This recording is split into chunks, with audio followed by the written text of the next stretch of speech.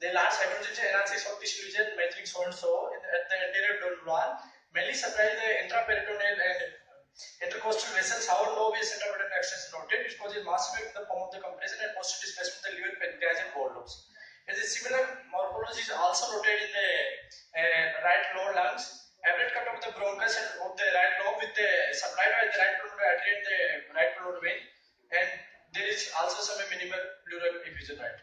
And also similar lesion also noted on the left pleural base and the supplied by the left pulmonary arteries. Then my differential diagnosis is the dermatofibrosarcoma, desperate fibromatosis, malignant fibrous histiocytoma, leiomyosarcoma, GI stromal tumor, malignant peripheral nerve tumor, and fibroma of the tendency. So the surgeon advised the direct histopath and the diagnosis the dermatofibrosarcomas. They discuss dermatofibrosarcoma. Dermatofibrosarcoma, the distinct pathology to account from about 6% of the soft tissue sarcoma. The lesion is typically superficially maybe deep, and the diagnosis can be suspected on the basis of the tumor clinical appearance. Large lesion, however, can infiltrate the deep soft tissue and they can be with the higher grade sarcoma. This disease most commonly male.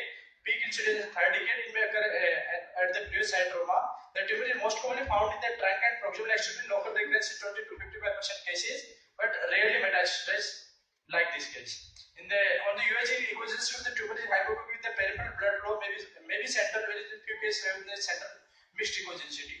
CT is well defined and with a soft tissue mass. Enhancement is following contrast.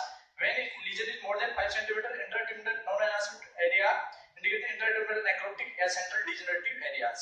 One MRT on hypo due to hyper and contrast enhancement. Next, how we diagnose the large mass lesion? What is the epicenter? Is the basic approach in the CT. Two signs.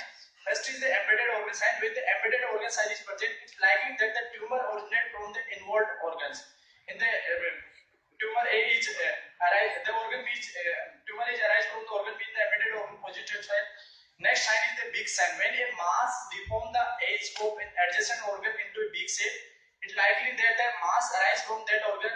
On the other hand, an adjacent organ with dull edges suggests that the tumor compress the organ but does not arise from it.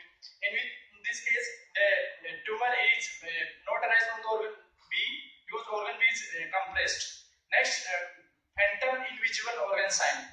When large mass arise from a small organ, the organ sometimes become undetectable. This is known as the phantom organ sign. And prominent feeding artery sign, fourth sign. A hypervascular mass often supplied by the feeding artery, so we can trace it on the CT and MR. So with the basic four signs, first is the embedded organ sign, second big